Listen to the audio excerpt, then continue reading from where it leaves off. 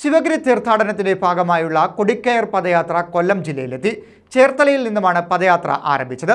ചവറയിൽ ഘോഷയാത്രയ്ക്ക് സ്വീകരണം നൽകി. ചേർത്തല താലൂക്ക് മഹാസമാധി ദിനാചരണ കമ്മിറ്റിയുടെ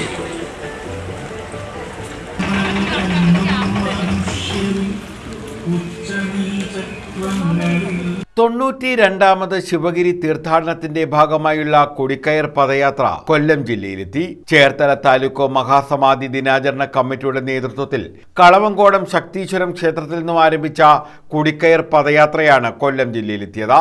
കൊടിക്കയർ പദയാത്ര വെള്ളിയാഴ്ച ചവറയിൽ പ്രവേശിച്ചു.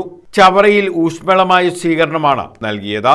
പുലർച്ചെ 5-ന് ഓച്ചിറയിൽ നിന്നും പുറപ്പെട്ട് 8 മണിക്ക് കരുനാഗപ്പള്ളിയിലെത്തി.